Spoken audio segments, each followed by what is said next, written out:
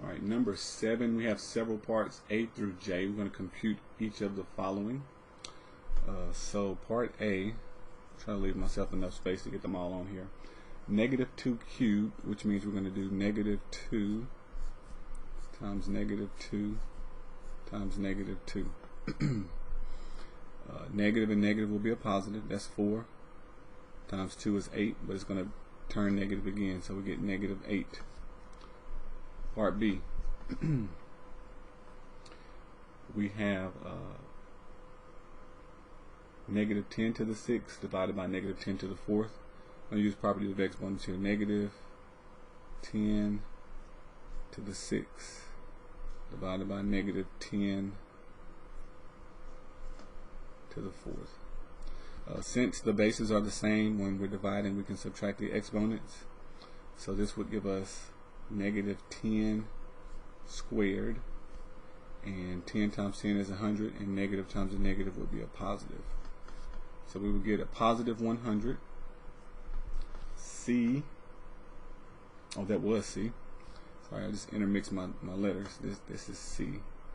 They go back and forth across. It's going up and down. Alright, B is negative 2 to the 4th.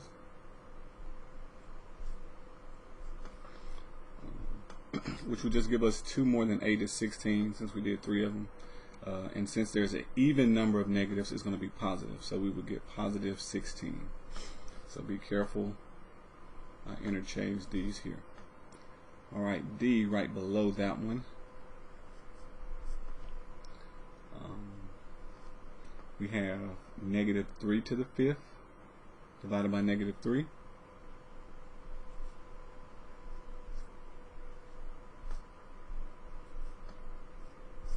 Okay, same base. This is understood to have an exponent of a 1. We would do 5 minus 1. That would give us 4. So negative 3 to the 4th. And then we're going to multiply 3 and 3, that's 9. And then 2 more, so they give us 81. And it will be positive. So we get positive 81. E,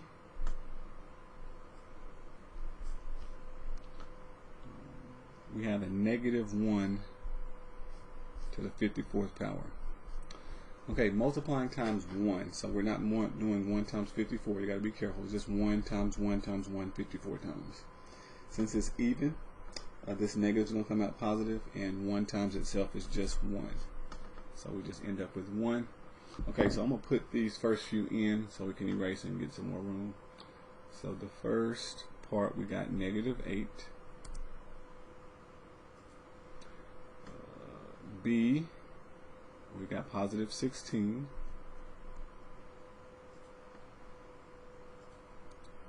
For C, we get positive 100. For D, we got positive 81. For E, positive 1.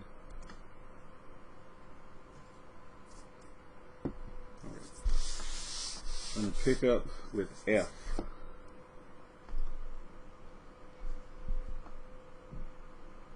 We have negative 1 to the 147th power.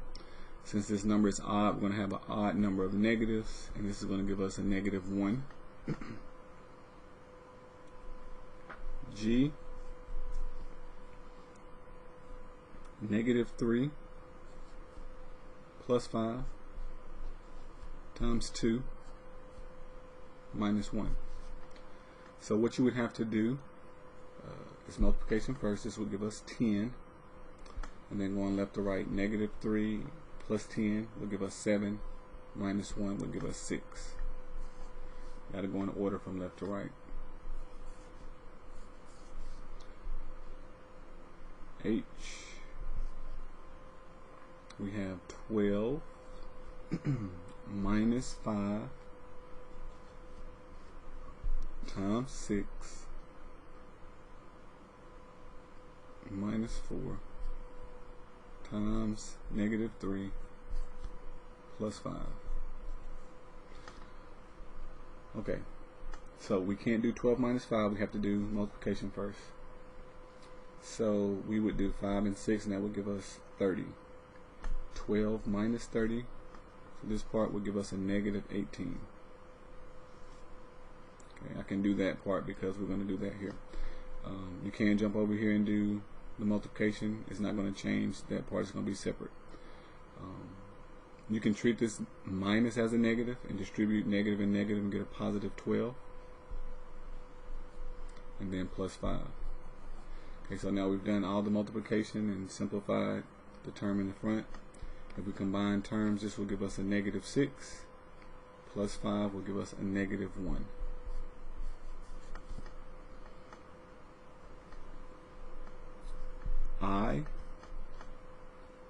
We have negative 2 to the 66 minus 2 to the 66.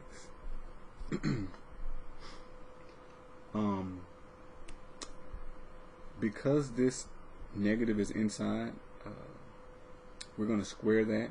Negative an even number of times is going to come out positive. So whatever this answer is, it will end up being the same as positive 2 to the 66. This minus is not in grouping symbols, so it's not affecting the 66 power, so it would be negative. These are opposite terms. This is positive because of the minus, it's negative, so we would just end up with 0 for I. And then if I can squeeze it in, we'll do J.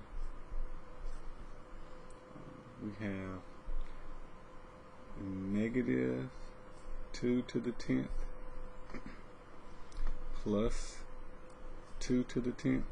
Okay, so same idea here, that negative is not in parentheses, so this term will come out negative. It's like doing 2 to the 10th power and then tacking on the negative at the end. This is positive, so opposite terms, additive inverse, we get 0. So now let's enter these parts. So F, negative 1. G, we got 6. H, we got negative 1.